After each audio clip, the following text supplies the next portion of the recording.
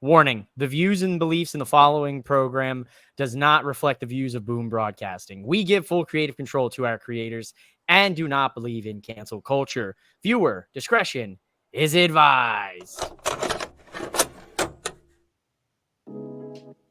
Live from the MOWM studio, Boom Broadcasting presents The Nightcap.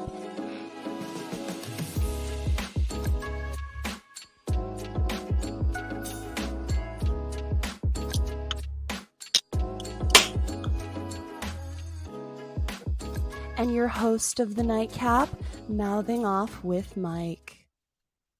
Ladies and gentlemen, welcome back to The Nightcap here on Boom Broadcasting. I am your host, the one and only mouthing off with Mike.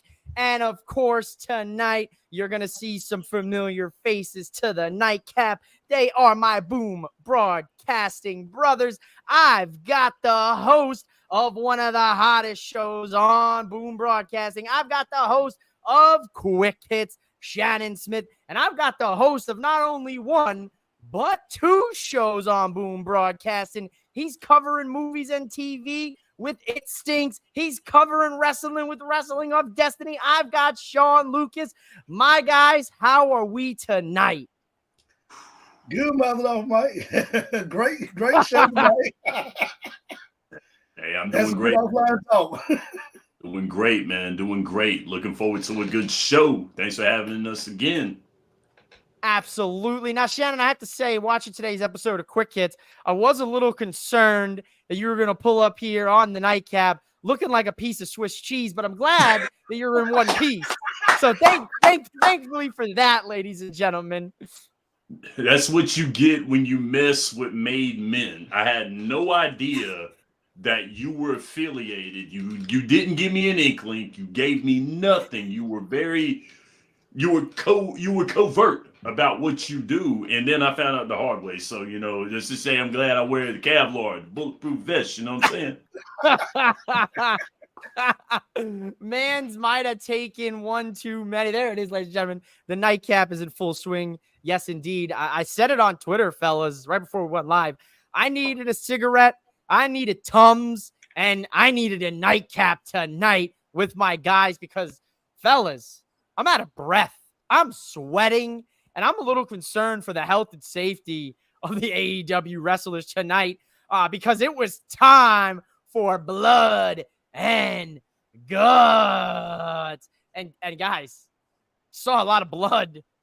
Did we see? I didn't see any guts, thankfully, but what did we think about blood and guts tonight?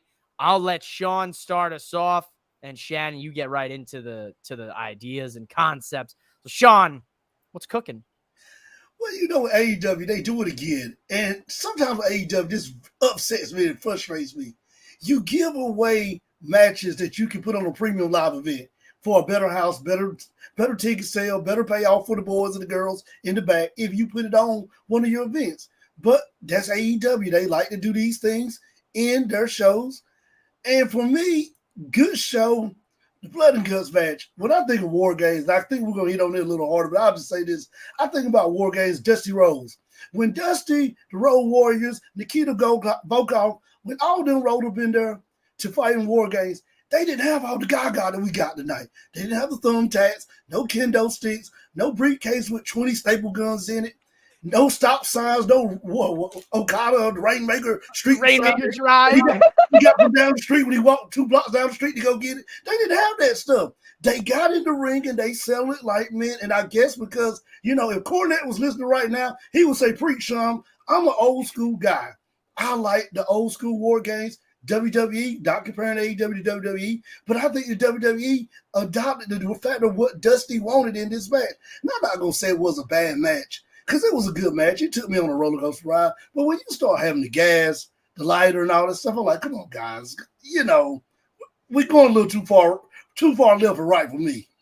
Okay, I see you, Shawn. So Shawn, you're not really a fan of the bells and whistles. You wanted to see, these 10 men get at it with their fists, throw down, see a little bit more of that grounded wrestling style. Right.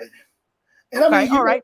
I grew up in ECW era, so I watched ECW a whole lot. So I was a fan of ECW. But even tonight, watching this one, I felt like some of the stuff Rob Van Dam and Sabu would not be doing in the match we saw tonight. All right, Shawn. I respect it. Hey, Shannon, my man, what's the quick hit tonight? I've been saying this to MD on Out of Pocket, but Shawn, are you done? Are you? Because the reason I say that is because this is what I had in the Attitude Era. Now, I did say that, the Attitude Era, you don't want that back. I've said that before. I know MD is looking at me, calling me a hypocrite. But this part right here, the reason I'm saying that this was necessary and everything is because we got that technical wrestling before in the matches before. We got that technical wrestling, got the wrestling, the event, the old school wrestling, which is wonderful stuff. No disrespect, because, hey, I get it. Shawn, I get it. I was there with you too. We're not that far away. That's right. So, I like that. I like what I saw, but I also like the fact that, AEW pulled out all the stops. Yeah, they could have made some money off this on a premium live event. I get it. But the fact of the matter is that they are catering to the fan. They're catering to that fan that doesn't get the premium live event. These guys are not yet on a platform like WWE is when it comes down to being sponsored by Peacock or things of that nature. So they're going to pull out everything they can until that happens. I think that's probably what they're trying to lead up to. Maybe they might want a platform like a Peacock or something like that, or maybe they don't. But with that being said, this was great. It was necessary. Like that main event was a main event for the ages. They're really, really doing everything they can to bring the hardcore effect like they got in the 90s, like they got in that early 2000s, because this, once again, we're in a boom period of wrestling. Wrestling is cool again. What they keep that cool persona going, and it's working. So this was great. I loved it. I enjoyed it, every bit of it. It's working, but like you said, Shannon, I grew up in that Attitude Era. I don't think Vinnie Mac would have put this on TV. No. It was a car. It was a car wreck tonight. Hey, and I will say, it was an absolute car wreck tonight. Let's go to some of these viewer comments. Nightcap time. Let's go. Kayfabe Keith is in the building. We got four sides of the ring. Yeah. What's up, my boys? They also are in agreement. Might be one of the best ones in company history. I'm right there, fellas. Now, Shawn, I respect your viewpoint on this, because I can understand there were a couple moments in this match that made me say, I don't know if we needed that per se, particularly our world champion, whose house? Swerve's house, getting staple gunned by everybody in the match. I was like, well, he's my world champion. I don't need this going on right now. Staple gun spot was intense for me. But I have to say, I think it worked. Overall, I would have to say I had a hell of a time watching this, because I was on the edge of my seat, guys. I thought, let's be real. I was talking with good brother Shawn earlier today. We were talking about potentially Darby Allin, doing his best flying squirrel impersonation, coming off the top of the cage. And then when Darby went into the crowd, fellas, and they did the camera shot, like leveled out, where he goes back over with Jack Perry over the barricade, and I kind of saw the camera angle. I was like, that cage, that's a pretty big cage, if I do say so myself. I don't know what the size comparison is, and size doesn't matter. You know what they say, right? Between the WWE and AEW's War Games cage height, but I don't know what it is. But I think AEW is a little bit taller. Like, it just seems a little bit bigger, right? Yeah, it was. I think AEW uses the style that Jim Crockett used back in the days when Dusty and they were in it. The Jim Crockett style, where WWE kind of relates to that way, but want their own spin on it. Yeah, 100%. We got Wayne the Model Thomas in the building. What's up, my man? Kayfabe Keith thinks Shannon's face has subtitles tonight. I don't know what you mean just tonight. My man has got subtitles on his face 24/7. I know exactly what he's thinking at the time he's thinking it. This was on cable television. Kayfabe Keith makes a valid point. This was on cable television. And Wayne Thomas catering to the sickos, and we are eating. You know what? Listen, Wayne, I'm a sicko. I ate this up tonight, man. That Swerve came back with the gun and did the thing. Absolutely. Swerve come back. Huge staple guns, Jack Perry in the neck, staple guns, Hangman Adam Page in the cheek, hit Okada on the middle finger. You know, that's what you get for telling him he's number one all the time. You know, a little staple to the finger. I know, listen, I've stapled my finger a few times, fellas. That shit hurts. So can you imagine getting a staple right to the neck? Holy hell. Yes. Terrible, just terrible. Mark Briscoe was working tonight. Here we go. Four sides of the ring. That's it. Round of applause. And I will say that Mark Briscoe was the MVP tonight. During that whole match, I stayed watching him, and I said he carried that match for me to stay through it. Dude, he carried the promo. That's it. The promo was fantastic. That was great, man. That was, you know, Briscoe was doing it. I love Mark Briscoe. I'm a huge fan of his. I mean, I was a fan before, you know, the Briscoes were a great tag team, but I'm loving like Mark Briscoe's singles run right now. It's unfortunate how he has to have a singles run now with brother dying. But the fact of the matter is his singles run is incredible. He is doing great stuff. I love Mark Briscoe on TV. He's doing great. ROH champion, good stuff. Yeah, I'm very happy that AEW is giving Mark this platform. You know, it's super unfortunate, right? We all know, you know, about his brother Jay. Rest in peace. It is tough to say like, you know, Mark's on this singles run, because it's like, you know, at the end of the day, it should be them together, right? They, you know, they would have been multi-time AEW tag champs. You know, it's a heartbreaker, right? But 100% Mark Briscoe, the MVP. Wayne Thomas and Mark has to fight Friday. Yes, he does. He's in the Royal Rampage, and fellas, I actually am a big fan of the Royal Rampage with the double ring battle royal. I thought that was slick. I thought that was a good way to, you know, to utilize the double rings while you have no choice, of course, because Rampage is taped after Dynamite. But absolutely. Hello, happy Dynamite Wednesday, everybody. Hello, Derek. Thanks for tuning in like always. He's our MVP of the Nightcap. If you want to talk about the heart and soul of AEW right now, it's Mark Briscoe, no question. Fellas, this is a great point. I would say Mark Briscoe, the heart and soul of Team AEW tonight, but really the heart and soul of AEW, period. So I think that's a great shout out. Swerve is the best world champion in the business, and I stand on that. Ooh. Okay. All right.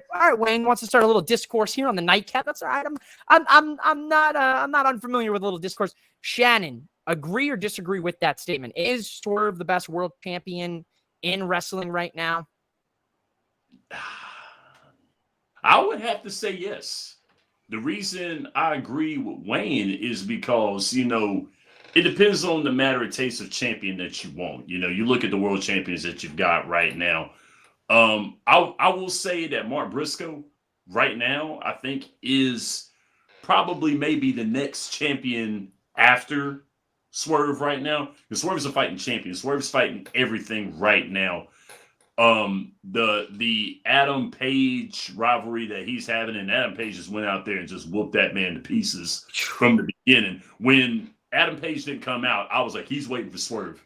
He said the same thing. I'm sitting here watching it. I was like, with Mrs. Mouthing off with Mike and Kayfabe Keith, and we're all kind of like, well, where's Hangman? I was like, guys, this is Wrestling 101. He's not here for this match. He gives zero shits about anybody. He just wants Hangman's ass, he just wants Swerve's ass. And as soon as Swerve comes out there, Hangman is gonna appear. You know, very similar to, you know, Mr. Joe Hendry, say his name does appear.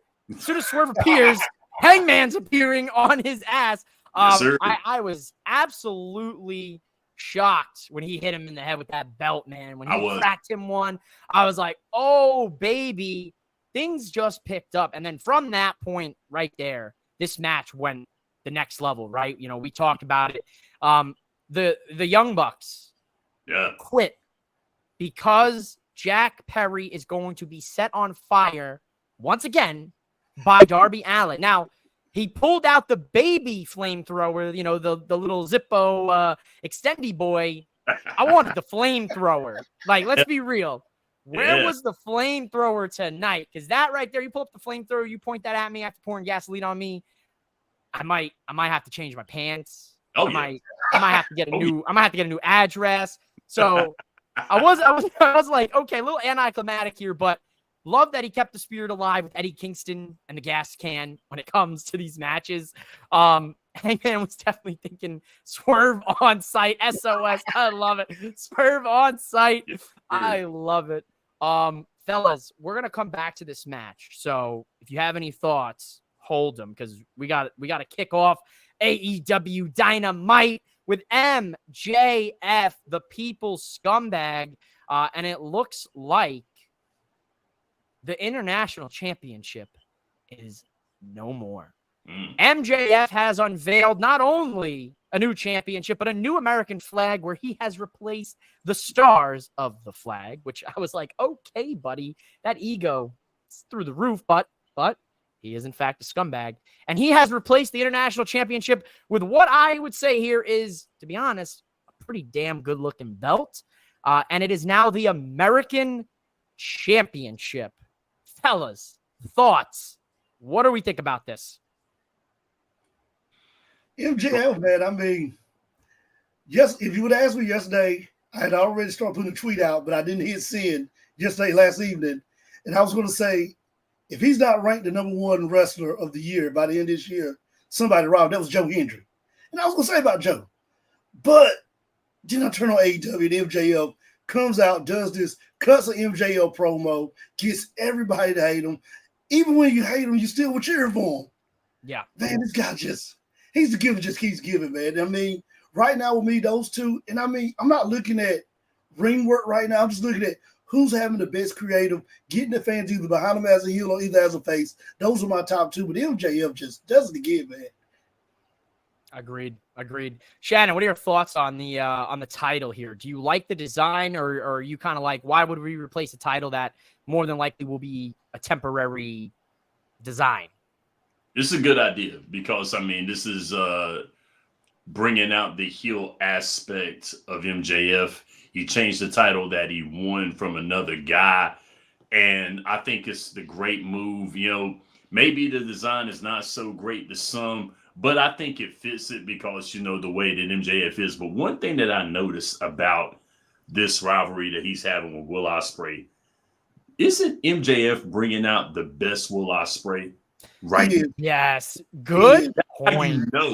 That's how you know how good a heel is. If a heel can bring out the best in another wrestler, can bring out, like, he's brought out so many emotions of Will Ospreay that a lot of people have not seen. Kenny couldn't even do this. That's right. He couldn't even do this.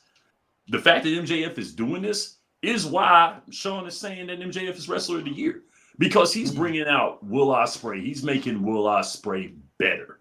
And that's what you need out of a heel. He's getting the babyface over, which is smart. Right. Himself over, which is another thing. But he's getting Will Ospreay more over with the fans right now, and he's doing perfect heel work. Good job, MJF, Wrestler of the Year. Yes.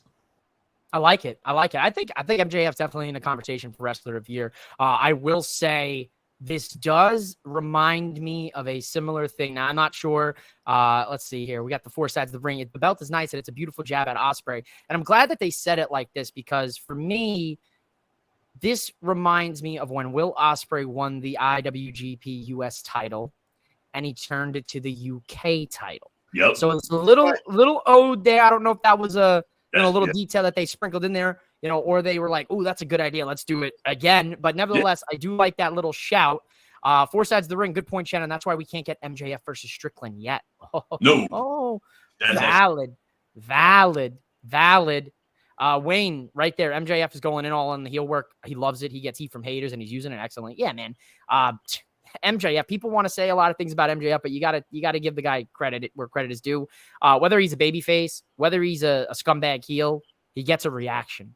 And as a wrestler, that's what your bread and butter is, fellas. You know it. We know. We've been watching wrestling our whole life. If you can't get a reaction, then you're not making money. You're not a draw, and that's an unfortunate part. Do you like the solo entrances, or do you prefer the small cage method like the E? Oh, like the E. We're going back to a little blood and guts action here. Question for you guys, fellas. Do you like the solo entrances, or did you like the shark cage, get them stuffed in the cage, and one by one they come out as the timer comes? Which one do you like more? The solo. Solo I would entrances. say the shark Yeah. cage. I like the shark Yeah, cage. I like the shark cage too, dude. I'm right there with you. I think that's cool to keep them confined. It's Right. the story though, for real, man. I mean, if you would have jammed them all in a cage, how are you going to get the spot that Adam Page had on Swerve? Right. I mean, Well, Okay, so you're cooking. can't You're do right. that if you jam them all in there like sardines. I mean, you got to have a little bit of space for everybody to work. So that was, we all know why they done that, so that spot could happen. Yeah, but in any other match, maybe so. But you were telling different stories in this match right here, with Darby Allin wanting a shot at the TNT title, with Swerve getting, with Adam Page wanting Swerve, the EVPs being what they're being, Mark Briscoe being the wild card. You had so many stories in one match, and you had to tell every single story, so you had to do something. So I get it. Yeah. Mm-hmm. Okay. Yeah, I respect that. I think you kind of made a valid point, Shannon, where it's like, yeah, you can't do a lot of those spots that they did tonight without having the solo entrances. So I'm glad that they do differentiate. They don't just do the whole shark cage thing. So I do like that. Keeps things different. Let's see here. What do we got? Comments are flying in tonight, fellas. Say what you want to say about MJF. He's on another level after wrestling Ospreay. Yeah, he is. Another one. Yep, right there. Keith, solo for sure. Kudos to the camera work as well. Another reason why the big cage was used well. Whole thing was clear. Yes, it was. Nit Ram, the one that makes him say, "Oh, damn," the host of 3 Count Trivia with 4 sides of the ring. Fellas, I know we talked about this, but you think you guys could team up and get in the tournament and bounce Mike and Mike out, and we get a little double boom representation? We got to talk to Nit Ram about it, but I think the Boom Boys right here, this might be the tag team to beat. Best Blood and Guts so far. I agree. I feel like the surrendering spot always be a little lackluster. Yeah, surrender spot tonight was more about protecting Jack Perry than it was about winning the match. So very different to see where the EVPs are supposed to be so dastardly, but yet they want to watch out for their guy, where it's like, in my mind, I feel like they would have just been like, forget it, light him on fire. We don't care about him, right? That's where I get the the concern, right? Sign them up. Nit Ram, that's it, boys. You're in. I just volunteered you. It's over. I'm sorry. Well, guys, here we go. The FTW Championship, Chris Jericho, the Learning Tree. Hey, guys. Don't forget to keep your AC at 75 in the hot weather, or else it's going to overheat and you won't have air conditioner. Bye, guys. We got Chris Jericho versus the legend himself, Minoru Suzuki, in what I would call a chop fest. This man, Chris Jericho's chest was chopped so hard, I think his nipple got deleted off of his body. He was bleeding all over the place. I don't think I've ever seen somebody bleed from their chest from chops, but tonight it happened. And I gotta say, fellas, I'm not gonna like saying the sentence, and the people are not gonna like me saying this. I enjoyed this match with Jericho and Suzuki, and I enjoyed it more than I've enjoyed a lot of Jericho as of recent times. I'll let you fellas take it from here, because that's all I can really say. Jericho, man. I'm a Jericho guy. I'm a big Jericho guy. But tonight, it just wasn't my night. Now, this to me, I will say this, and I will counter with this. This match was better than him and Samoa Joe. Samoa Joe made a fall counter where the build. I was like, Jericho, it may be time. I felt better in this match watching it, but every week, and this for somebody who grew up watching Jericho from Lionheart, WCW, the ECW, WWF, WWE, Y2J, the Countdown, the wearing the 2 belts, I've been with Jericho all the way, man. But now I'm starting to feel like Jericho, like, can you keep reinventing yourself? And that's the question I'm starting to ask every time I watch it now. This match just didn't get me going. But it was better than Joe, so I'll take that. But it wasn't one of his top works, but I digress on that right there. I respect that. I mean, that's big, right? Shawn's a big Jericho guy. I know Wayne Thomas, he's a branch, he's a sapling, he's a seedling on the tree himself, and he said he's a Jericho stan as well. He thought it was kind of goofy, but kudos to taking those chops. So, there it is right there, and Derek as well. Almost every Jericho was in since winning the FTW is just a straight chop fest. So people maybe are starting to see, like, hey, look, Jericho's entertaining, but like, what's going on with the in-ring work. Shannon, what's your take on this? You know, I hate to be the unanimous one, but I get the premise of this match. I get it. I get the premise of Chris Jericho's promo. I get it. But yet and still, enough's enough. You know, how long is this going to last? How long are we going to do this? I mean, I understand it, but, you know, I'm like Shawn, you know, I watched Chris Jericho from when he began to now. Chris Jericho to me is a timeless wrestler. I believe that more than anything. And yes, this is not his best gimmick, but not a bad gimmick. But yet and still, I'm just used to seeing a little more from Jericho. So when he moves on from this, I won't be too sad. Yeah, I think it's time to move on. Nitram, Jericho proves once again he is made for TV. Yeah, he's made for TV, that's for sure. He can entertain. One thing AEW does better than anyone is showcasing legendary wrestlers. Suzuki got that treatment he deserves because he's amazing. # Murder Grandpa. Absolutely. I thought Murder Grandpa, in my mind personally, I figured Murder Grandpa takes the FTW strap off Jericho just in like a shock, moment tonight, and then Jericho gets it back in a couple weeks or something. But it didn't happen. Jericho retains it. Obviously, the only person that's going to beat Jericho for the title is Hook when he returns. Right. And it's unfortunate, kind of a sidebar. It's unfortunate that the only title that Hook is in the running for consistently since his time in AEW is the title that his own father created, 2.5 decades ago. And he's consistently going back to that, where it's like, you have a whole TNT championship. You have a whole continental championship. You have 3 mid-card titles. Just hear me out, right? Get him out of the Jericho vortex, the Jericho verse, as I call it. And I think he could be a guy, especially with that pairing of Samoa Joe. Something to keep an eye on, guys. Yeah. This match, good match for me, fellas. Dr. Britt Baker, DMD versus Hikaru Shida. Shida was working stiff in this one, ladies and gentlemen. She was getting Britt Baker back in ring work and shape here. Britt gets the win, taps her out. Fellas, Mercedes is not going to give her the match, and Camille Brickhouse is here finally. So let's get into it. I'll start off with Shannon this time, and then Shawn, you take it home. It was a great debut. And I like it. I like how they're doing it. The getting the heel work of Mercedes Moné. They're making her a legit heel. It's working real good with her. You've got Dr. Britt becoming the overface yet again. That's what you do as a heel. You make enough heat to make you look bad and the babyface look good.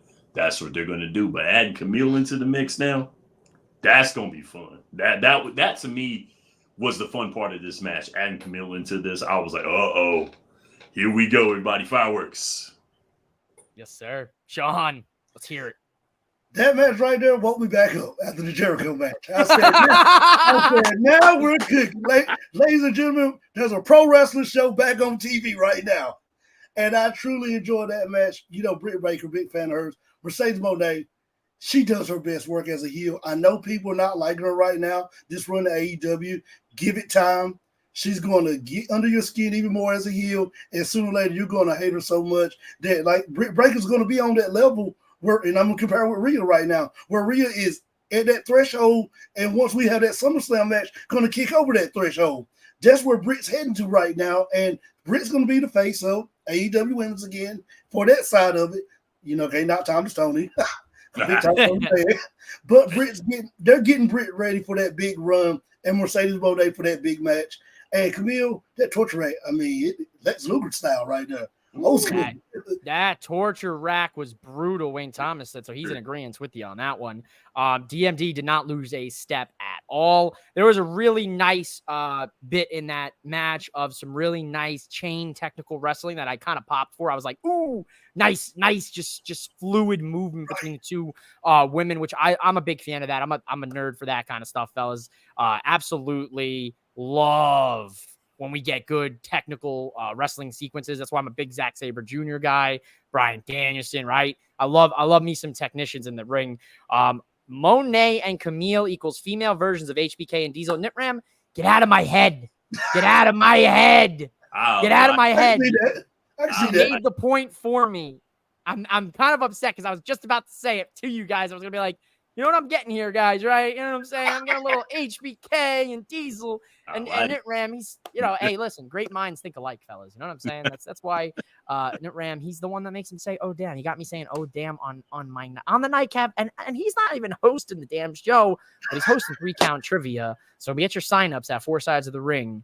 At 4 Sides OTR. I'm going to plug 3 Count Trivia. I think it's one of the best things for wrestling content creators out there. And that is coming from the guy who lost last year with the president of Boom Broadcasting, Michael Davis.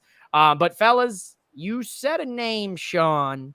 You said a name that we haven't seen in a couple weeks, but she's back. Mariah May won a squash match. And after the match, Timeless Tony Storm hit the ring. They're separated by security. I'm going to be honest with you, fellas. This match, Tony and Mariah, for me, so far, has the best build of any of the Wembley matches that we're going to see. And truthfully, let's just say Danielson is not going up against Swerve. I put this as my main event if I'm booking the show. Why not? Agreed. Right? I agree with you on that one. So that's the valid, right? That's valid because this is the best. Like I think I talked about it maybe with Shannon on the last time he was on the Dynamite Nightcap. We talked about some of the greatest women's feuds in AEW. We talked about Thunder Rosa and Britt Baker. Right now you've got Chris Statlander and Willow going at it. You've got Mariah and Tony, Britt and Mercedes. And this is the first time really in AEW's history that there are multiple long-term women's stories happening. And this is good. And did you notice when that went on after Mariah May's match? Like, Mariah May came out like Timeless Tony Storm, looking great, looking beautiful. And then when that match was over, she was great in the ring. She won won sensationally. Then Timeless Tony Storm comes out there unhinged, look like she hasn't slept, look like she hasn't ate well. She's angry, she's mad, and she was diabolical in going after her. Oh, absolutely. And great heel work, bringing out the heel work there, and that's exactly what happened in this match. This is why this is a great build. Oh, 100%. And I mean, Tony screaming with barely any voice. Are you prepared to die? Yep. Are you prepared to die? When was the last time you've seen intensity like that in a women's feud, right? You could say Rhea and Liv is almost at that point. It's close. It's right on the top. Level yet. But this is right. I think this is like the top of the top right now. We got Wayne is in agreement with me. Of course he is. The model in agreement with mouthing off with Mike. He knows how to get on my good side. Tony and Mariah for main event. Absolutely. The ladies are definitely did their thing tonight. Mike said it best. Women's wrestling is definitely thriving at the right time. Yes, sir. Derek brings up a video I made a couple weeks ago. A little talking points talking about how women's wrestling runs the world right now. And to be honest, fellas, there is not a time in wrestling where I would sit here and tell you that the women have been outshining the men, and the women have consistently outshined the men in both companies. That's right. Can I rebook that segment? Yeah, rebook it. Let's hear it. Let's get a little rebooking. Only thing I didn't like, it was perfect. The build, Mariah May, squash match, perfect. Tony comes out. AEW waits too long for the babyface to get the receipt. Tony should have just, soon as we pulled that mask off, we knew it was her. She should have just went Stone Cold Steve Austin, Ludwig press, and just start welling in on her. Didn't have everybody come out and break it up. They just waited for it. And I know AEW likes to build it to get the fans really going, but I just felt like that 10-second pause just kind of just left me sitting at TV like, okay, is she gonna go down? Now, Tony, where you gonna go? Okay, now. It was a little, I could see your point, Shawn. It was a little awkward at that point because you're like, wait a minute. She pops the hair off, the disguise, and she's just standing there. And then all of a sudden, here comes security rushing in. Where, I think Tony could have got a couple shots in on her, right? I think she's the baby face. She got beat up 3 weeks ago and laid out on the stage. She's got to get that receipt, and you got to give it to her. As soon as we find out it's her, she's got to go on attack mode. Yep. That's it. And you know what's crazy is this match between Tony and Mariah has got such a steadily built story behind it. And like, we still have over a month to get to Wembley.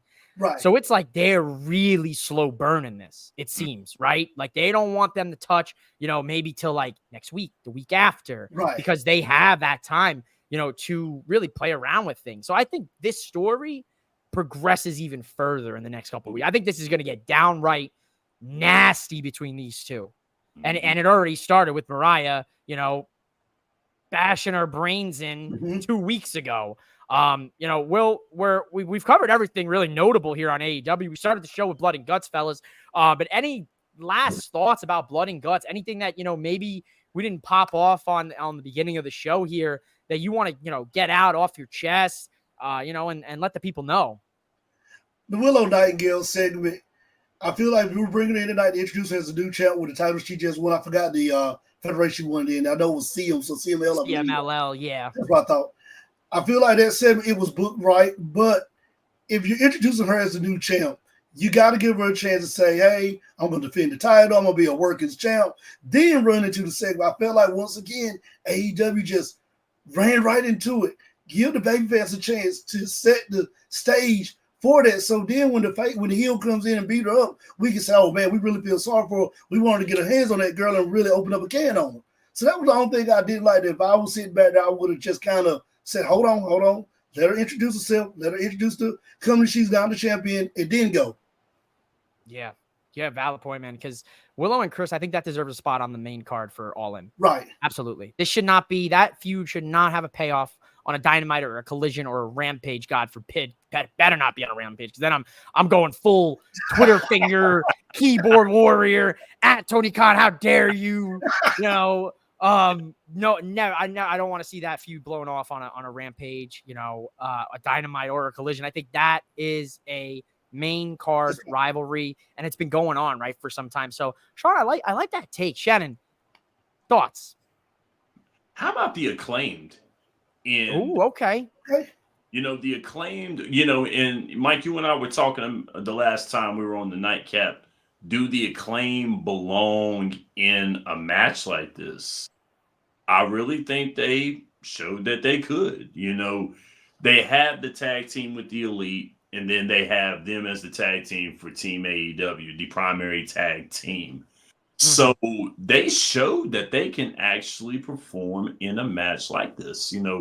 We talked about the wild card that they had in AEW. They couldn't really coexist. You had combustible elements, but the Elite had the advantage because they were a cohesive unit, minus Adam Page. With Okada, with Jack Perry, with the EVPs. And then, you just got Adam Page in there that's going to throw the whole thing off. But the Acclaim showed that they can actually contend in a Blood and Guts match. So props to the Acclaim. Valid point, Shannon, because, we did talk about that. And Bowens came in this match with some scissors. I thought he was going to cut Jack Perry's hair. Yeah. But he actually stabbed him in the forehead and then hit him with the scissors in the mouth. We got four sides of the ring. I see what you're saying, Shawn, but I like that it's always on site with Statlander. Okay, all right.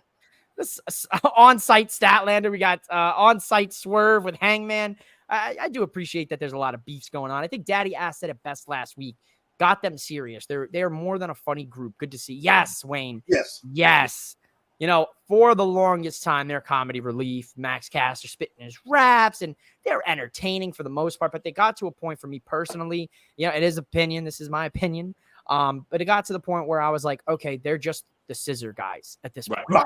They're the scissor guys and a guy who's rapping, who says a lot of stuff on Twitter, claims he's the best wrestler in the world, and all this stuff. And I'm like, okay, but when are we going to see something develop from them? Like, we can't just constantly be the scissor guys. That's like, right. You gotta, and I think tonight was the start of that. I think a more serious Acclaim. We heard it in the backstage video, right? They got all up in arms, going at Swerve, chopping him up right off the bat. Like, you're not our leader. Like, we didn't forget what you did, everybody on Team AEW, they had a reason to turn on one another, but they were able to keep it together. Even Darby saving Swerve in this match from Hangman. Yeah. So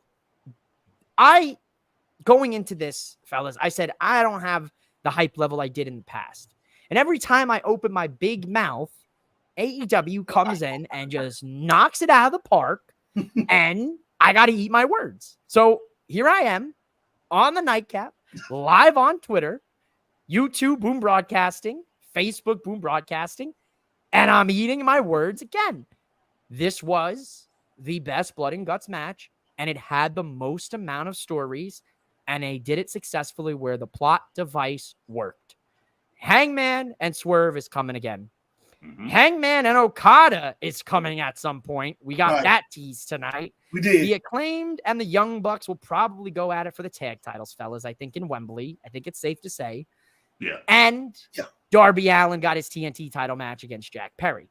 Mark Briscoe, the wild card of everything, it's kind of only guy here that was like, I'm just here to keep. Uh-oh. You went out. Oh, we're out. Are we back? Can we hear me? We're back, baby. So I do like that Mark Briscoe was, in fact, the glue of this match, to be honest with you. It worked for him. It needed to be done because, you know, you had combustible elements. You need something to keep everybody together. And trust me, he was doing that in the ring as well, too. You know, with his spots he was having. So I liked it. Are you working now? Just keep going, fellas. Somebody cut my mic here.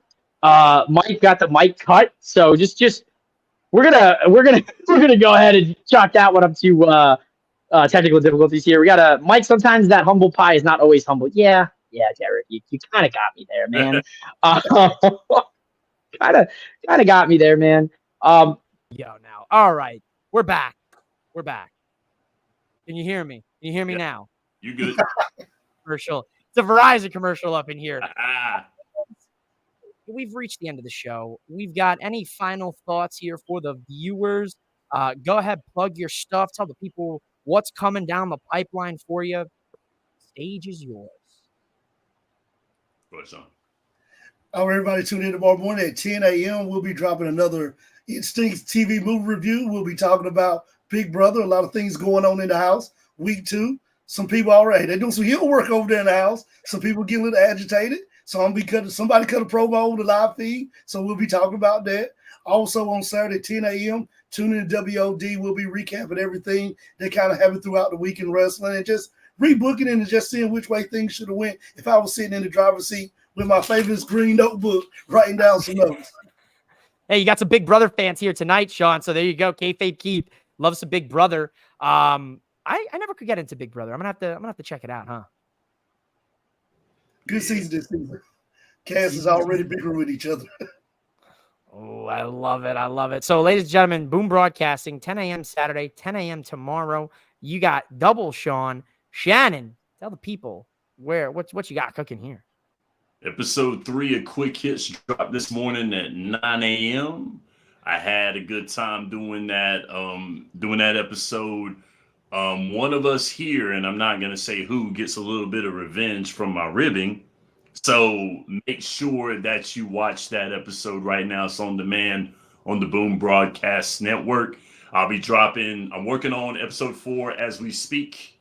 Right now for Quick Hits, it'll drop next Wednesday at 9 a.m. So keep yourself locked in. You know, I'm focusing on Quick Hits right now.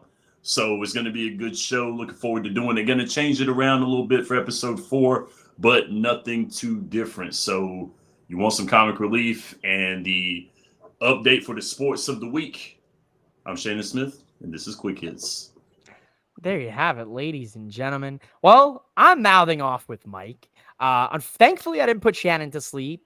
Thankfully, I didn't put Shawn to sleep. Shannon called me Fredo. I broke his heart.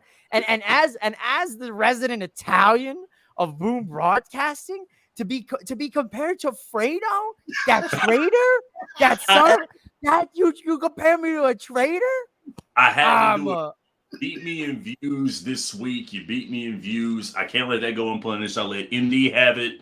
Well, actually, I let him have it twice. Last week, I let him have it in episode 2. I let him have it in episode 3. I had to get him. But, you know, I had to do it, man. I knew you would get it. See, the thing about it was I knew you would get the comparison. I knew you would. So I was like, I got to do it. I mean, if I don't do it, I'd be remiss if I don't do it.